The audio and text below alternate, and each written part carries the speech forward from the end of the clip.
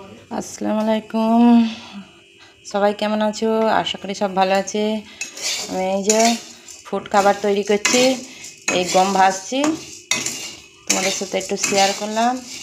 এই যে গমগুলোকে এইভাবে ভেজে নিতে হয়, এরকম করে ভেজে এই যে তার সঙ্গে এই যে এই ছোলাগুলোকে ভাজবো। ছোলাগুলো ভেজে এই যে ঘরোয়া ধানের চালের এগুলো বীজখানের কাটাগুলো, সলিড চালগুলো নাইকো, এগুলোকে আমরা খুদ বলি, চালের খুদ এগুলোকে বলি। এগুলো কাঁচা গম। কার কার কার কার অঞ্চলে কি বলে সেটা তো আমি জানি না, আমাদের এই অঞ্চলে বলে এগুলোকে গম, এটাকে খুদ, এটাকে ছোলা বলে, এটা কাঁচা গম। এই যে এগুলো সব ফুড খাবার তৈরি হচ্ছে। এইগুলো তৈরি করে আবার মিক্সে এগুলোকে গুঁড়োনো হবে।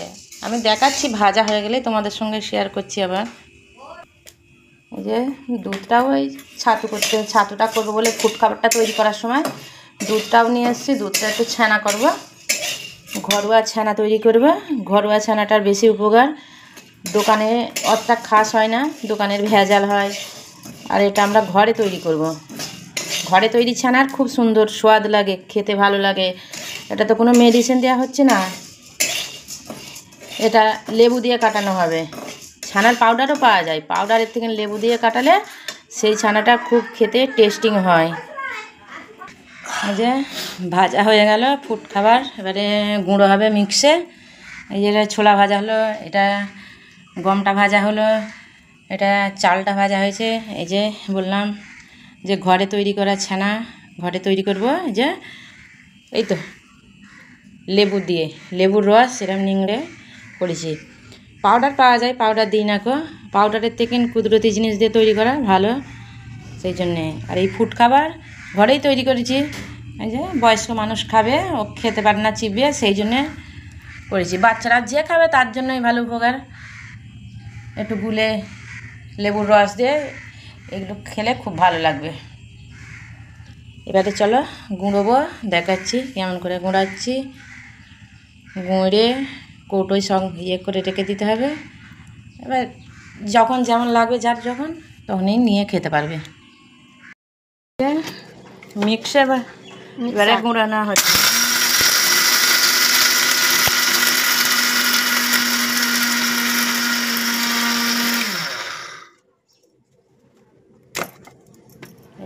এইভাবে গুঁড়োনো হয়।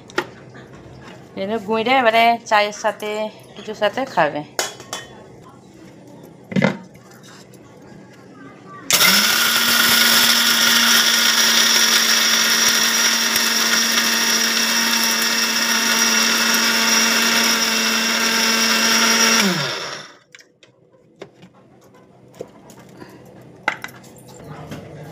এই যে ফুড খাবার তৈরি হয়ে গেল।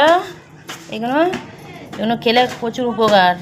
এই যে গম, চাল, ছোলা দিয়ে এটা তৈরি হলো। যখন যেটা দিয়ে খেতে মন যাবে খাবে। ভালো লাগলে হয়তো একটু লেবু দেবে, নুন দেবে, চিনি দেবে, দিয়ে একটু ছাতু হলো। তো এটা ফুড, এটা ঘরোয়া তৈরি। কিনা যেগুলো হয় সেগুলো অত সুবিধার নয় কো, কিনাগুলো হচ্ছে ভেজাল। আর এই ঘরোয়া তৈরি করে খাবেন, দেখবে নিজেরা একবার বাড়িতে তৈরি করে দেখবে, ওটা খেতে খুব সুস্বাদু, খুব ভালো খেতে। কিনাগুলো অত সুবিধার হয় না কো, অতটা টেস্টিং হয় না। আবার পরের ভিডিওয় দেখা হবে।